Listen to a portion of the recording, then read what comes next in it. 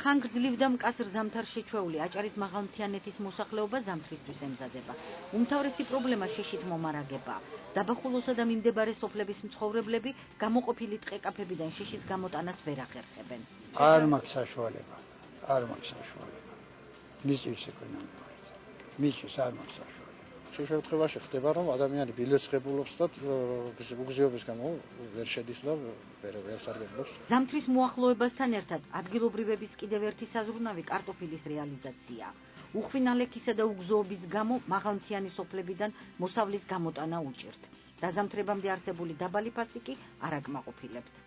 ვისაც თუ იქ სახლი აქვს, რამე ჩაიტანს იქცევს, მე მაღალ ფასებში აბარებს და ის აწარმოებს. ყველას არ აკმაყოფილებს შესაძლებელი. გასული ზამთრის გამოცდილებით ადგილობრივები პრევენციული ზომების მიღების აუცილებლობაზე საუბრობენ. ორგანიზებულებმა გაკეთდეს, უნდა იყოს გადახედული ელექტროსაძენები, რომ სად რა უჭირს და ის გამაგდეს დროულად.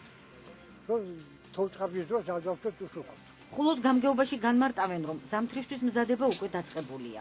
დასრულებულია ტყეკაფებთან მისასვლელი გზის რეაბილიტაციაც. დღევანდელი პერიოდისათვის დაახლოებით 15-16 კუბომეტრი არის ათვისებული საშეხე დღე. რაც შეეხება გზებს, მოგეხსენებათ, რომ დღევანდელი წელში თითქმის კი არა 5 კილომეტრი ახალი გზა იყო დაგეგმილი, რომელიც გაკეთებული იქნა ერთი თვის წინ დაახლოებით დამთავრებული იქნა. ჩვენ ხშირი კონტაქტი გვაქვს საგზაო დეპარტამენტთან, ამავე დროს ენერგოპროს წარმომადგენლებთან. თუ იქნება ისეთი შემთხვევა, რომ რომელიმე სოფელს ან თქვა დაუშვათ თემს ექნება ამასთან დაკავშირებით პრობლემა, ჩვენ მზად ვართ რომ ნებისმიერ შემთხვევაში გვერდში დაუდგეთ მოსახლეობას. ხოლოს მცხოვრებლები იმედოვნებენ, რომ გასული წლისგან განსხვავებით მომავალი ზამთრის გადატანა მნიშვნელოვანი პრობლემების გარეშე მოუწევს.